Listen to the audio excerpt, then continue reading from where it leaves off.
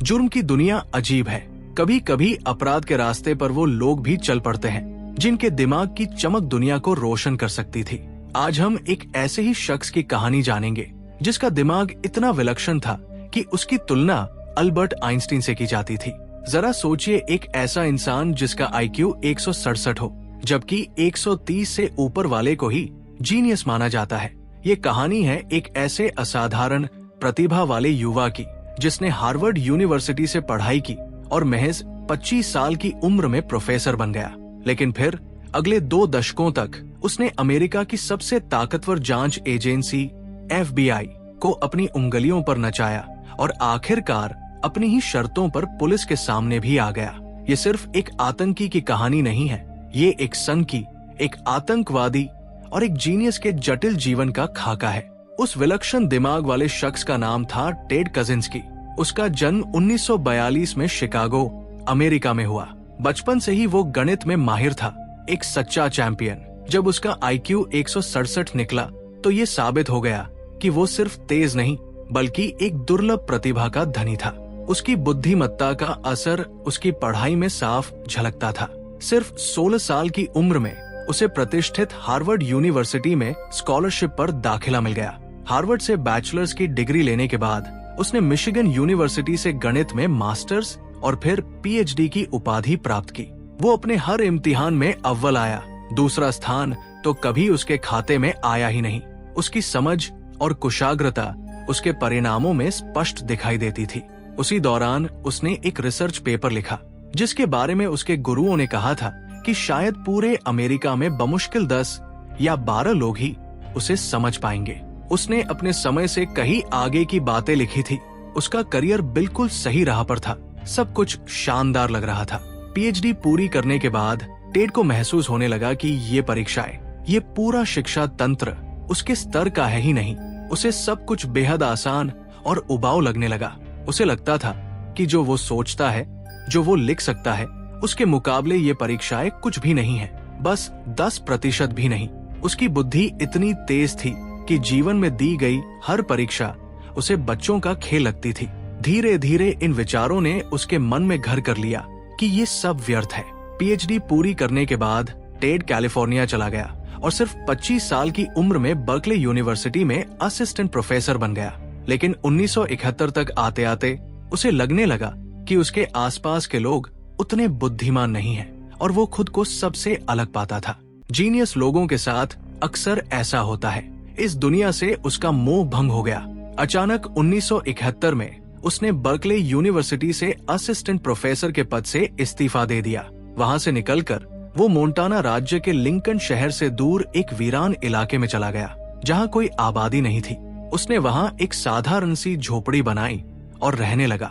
उसके परिवार के कुछ लोग जानते थे कि टेड ने नौकरी छोड़ दी है और वो माता पिता के साथ रहने के बजाय उस एकांत झोपड़ी में चला गया है। उसकी झोपड़ी ऐसी जगह थी जहां न बिजली थी, न पानी, कोई बुनियादी सुविधा नहीं थी, लेकिन वो अपनी ढेर सारी किताबों के साथ वहां पहुंच गया।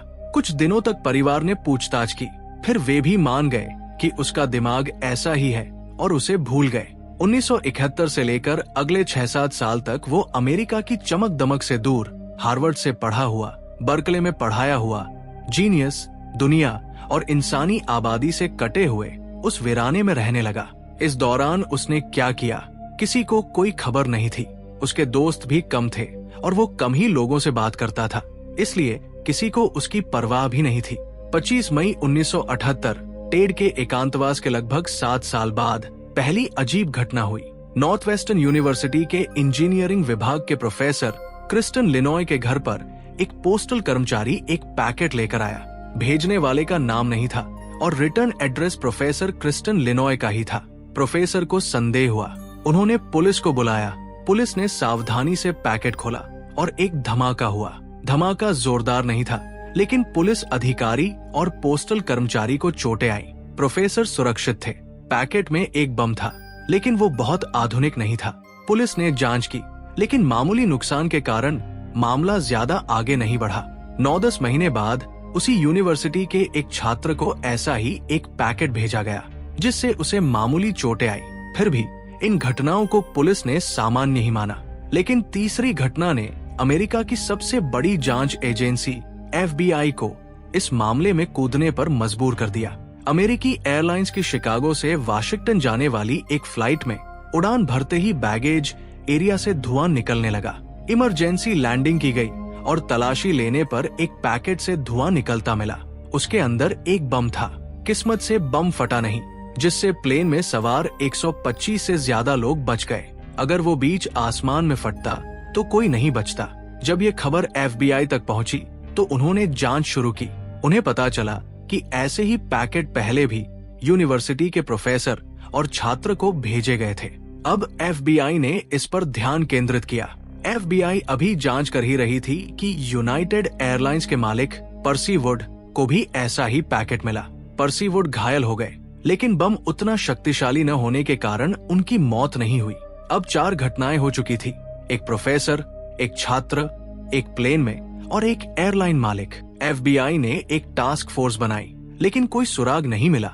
बम बनाने में इस्तेमाल हुई कुछ चीजें थोड़ी अजीब थी, लेकिन अपराधी कौन था ये किसी को नहीं पता था। बमों के साथ मिले नोट से भी कोई खास मदद नहीं मिली। FBI खाली हाथ जांच करती रही। कई सालों तक ऐसे ही पैकेट आते रहे और फटते रहे। 1985 में भी कई बम भेजे गए, जिससे कई लोग घायल हुए। लेकिन 1985 में एक कंप्यूटर स्टोर के मालिक को भेजे गए बम ने उनकी जान ले ली। ये उन पार्सल बमों से हुई पहली मौत थी। FBI ने अपनी जांच और तेज कर दी, लेकिन फिर भी 2 साल बीत गए। 1987 में FBI को पहली बार एक क्लू मिला, एक CCTV फुटेज में एक शख्स था, लेकिन उसने काला चश्मा और हुड पहन रखा था, जिससे उसका चेहरा साफ नहीं था। इस फुटेज से भी कोई खास मदद नहीं मिली। 1987 के बाद 6 और साल बीत गए। 1993 आ गया और बम भेजने का सिलसिला रुका नहीं। 1994 में एक वकील को ऐसा ही पैकेट मिला और उसे खोलते ही उनकी मौत हो गई। पैकेट के साथ एक नोट था, जिसमें लिखा था कि ये वकील एक तेल कंपनी के लिए काम करता था और इसलिए उसे ये सजा दी गई। 1995 में अमेरिका के एक बड़े लकड़ी कारोबारी को भी ऐसा ही पैकेट मिला और उसे खोलते ही धमाके में उनकी भी जान चली गई। पहली घटना के लगभग 17 साल हो चुके थे। दर्जनों पार्सल बम भेजे जा चुके थे। 3 लोगों की मौत हो चुकी थी और दर्जनों घायल हुए थे। तमाम कोशिशों के बावजूद FBI को कोई सुराग नहीं मिल रहा था। दबाव में आकर FBI ने सभी घटनाओं को नए सिरे से जोड़ने का फैसला किया। उन्होंने हर कड़ी को मिलाकर एक नया नाम दिया, यूनाबॉम्बर। ये नाम यूनिवर्सिटी एंड एयरलाइन बॉम्बर का संक्षिप्त रूप था, क्योंकि घटनाओं की शुरुआत यूनिवर्सिटी से हुई थी और फिर एयरलाइन से जुड़े लोगों को निशाना बनाया गया था। FBI का मानना था कि अपराधी का या तो यूनिवर्सिटी या एयरलाइन से कोई संबंध है या फिर उससे उसकी कोई पुरानी दुश्मनी है। उन्होंने यूनिवर्सिटी और एयरलाइन के कर्मचारियों की जानकारी जुटानी शुरू की, लेकिन कोई फायदा नहीं हुआ। हारकर FBI ने $10 लाख के इनाम का ऐलान किया। उन्हें उम्मीद थी कि शायद अब कोई जानकारी मिलेगी, लेकिन 20 साल बीत चुके थे और अपराधी का कोई अतापता नहीं था। फिर अचानक 1995 में एक चौंकाने वाली घटना घटी। न्यूयॉर्क टाइम्स और 2-3 अन्य अखबारों को एक गुमनाम खत मिला। खत के साथ एक मैनिफेस्टो भी था। खत में धमकी दी गई थी कि अगर इस मैनिफेस्टो को नहीं छापा गया तो पार्सल बम के हमले जारी रहेंगे और अगर छाप दिया गया तो हमले रुक जाएंगे। मैनिफेस्टो में विस्तार से बताया गया था कि औद्योगिक क्रांति और नई तकनीक ने कैसे इंसान को गुलाम बना दिया है और कैसे उसने अपनी आजादी खो दी है।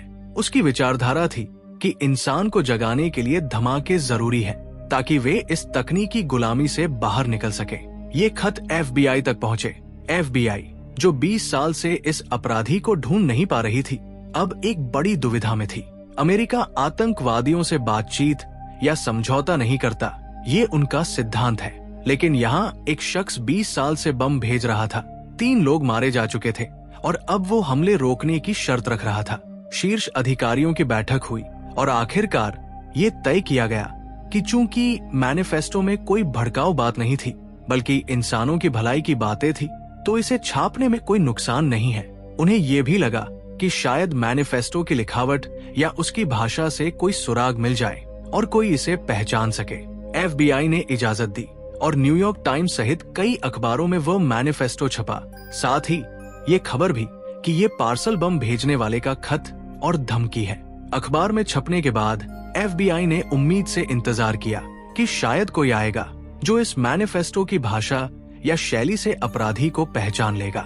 लेकिन दिन बीतते गए और FBI के हाथ अब भी खाली थे। लगभग 6 महीने बाद एक शख्स जिसका नाम डेविड कजिंस्की था, अचानक FBI के दफ्तर पहुंचा। उसने बताया कि 6 महीने पहले अखबार में छपा मैनिफेस्टो और खत की भाषा और शैली किसकी है वो जानता है। FBI हैरान थी कि वो इतने समय बाद क्यों आया। डेविड ने बताया कि पढ़ते ही उसे अंदाजा हो गया था, लेकिन वो पुष्टि करना चाहता था। उसने एक निजी जासूस लगाया जिसने शोध किया और अब उसे सुबह ही पुष्टि मिली कि वो गलत नहीं था। उसने कहा, जिसने ये भेजा है मैं उसे जानता हूँ। जब पूछा गया कौन है तो डेविड ने खुलासा किया, वो मेरा भाई है, टेड कजिंस्की। वही टेड कजिंस्की, एक जीनियस गणितज्ञ जो हार्वर्ड में पढ़ा था, जिसे दुनिया की परीक्षाएं बच्चों का खेल लगती थी। डेविड के कहने पर FBI टेड को तुरंत गिरफ्तार नहीं कर सकती थी। उन्होंने कहा कि उन्हें अपने सबूत जुटाने होंगे। डेविड ने बताया कि टेड शहर के बाहर एक झोपड़ी में रहता है। पिछले 7-8 सालों से 1971 से ही FBI ने टेड की जांच शुरू कर दी। वे पुख्ता सबूत जुटा रहे थे, लेकिन इसी दौरान डेविड कजिंस्की ने जो खुलासा किया था वो गलती से मीडिया में लीक हो गया। डेविड ने जिस निजी जासूस को हायर किया था उसके एक दोस्त ने ये खबर न्यूज चैनल को दे दी कि पार्सल बॉम्बर की पहचान हो चुकी है और उसका नाम ये है, उसका भाई ये है। जैसे ही खबर चली FBI को लगा कि टेड सतर्क होकर भाग सकता है। उनके पास और कोई रास्ता नहीं था। खबर चलते ही अगले कुछ घंटों के भीतर वे उस वीराने में टेड की झोपड़ी में पहुंचे। टेड आराम से बैठा था। उसे अपने साथ ले गए। बाद में झोपड़ी की तलाशी ली गई, जहां बहुत सारे नोट्स, थीसिस, गणित से जुड़ी सामग्री और बम बनाने का सामान मिला। इससे साबित हो गया कि पार्सल बम यही बनते थे। अब टेड को अदालत में पेश किया गया। उससे पूछा गया कि इतना काबिल, इतना जीनियस, इतना बुद्धिमान छात्र और प्रोफेसर आखिर क्यों लोगों को पार्सल बम भेजकर घायल कर रहा था या मार रहा था। तब उसने अपनी कहानी बताई। उसने कहा कि वो गणित का छात्र था और उसे इन सब में बहुत दिलचस्पी आती थी, लेकिन उसके शिक्षा प्रणाली में एक वैकल्पिक विषय के रूप में मनोविज्ञान की कक्षा भी थी। उसने कहा कि उसे उसमें कोई दिलचस्पी नहीं थी, लेकिन डिग्री हासिल करने के लिए उसे जबरन उस क्लास में शामिल होना पड़ता था। उसने बताया कि उस क्लास में उसे गाली दी जाती थी या थप्पड़ मारे जाते थे, और ये दुश्मनी के कारण नहीं था, बल्कि इसलिए था कि जब उसे गालियां दी जाती थी या थप्पड़ मारे जाते थे तो उसके चेहरे के भाव क्या होते थे उसे कैमरे में कैद किया जाता था। बाद में उसे दिखाया जाता था कि कैसे उसके चेहरे का रंग बदला जब उसे गाली दी गई या थप्पड़ मारा गया। टेड को ये सब बहुत बुरा लगता था। धीरे धीरे उसे ये बात महसूस होने लगी कि शायद ये लोग उसे अपमानित कर रहे हैं। उसे लगा कि ये सब बेकार है और उसके बाद वो वीराने में चला गया। उसने कहा कि अब ऐसे लोगों को, खासकर जो सिस्टम से जुड़े हुए हैं, शिक्षा से जुड़े हुए हैं, उन्हें सबक सिखाना जरूरी है। उन्हीं में से एक वो प्रोफेसर थे जिससे उसने शुरुआत की। फिर कई छात्र थे, कुछ मनोविज्ञान के शिक्षक भी थे जिन्हें उसने निशाना बनाया। टेड ने अपना जुर्म कबूल कर लिया। 4 मई 1998 को, इत्तेफाक से ये भी मई का महीना है, टेड ने अपने सभी जुर्म कबूल किए। 3 हत्याएं और कई लोगों को घायल करना। एक प्लेन तो बच गया था, अगर वो फट जाता तो और भी तबाही होती। उसके बाद अदालत में उस पर मुकदमा चला और टेड को उम्र कैद की सजा सुनाई गई, जिसका मतलब है कि जब तक वो जीवित है वो जेल में रहेगा। 1998 में ये सजा सुनाई गई थी। आज 25 साल हो गए हैं, टेड अभी भी जेल में है। एक जीनियस का ऐसा हश्र वाकई अफसोसनाक है, जिसका IQ लेवल आइंस्टीन जितना या उससे भी ज्यादा हो सकता था।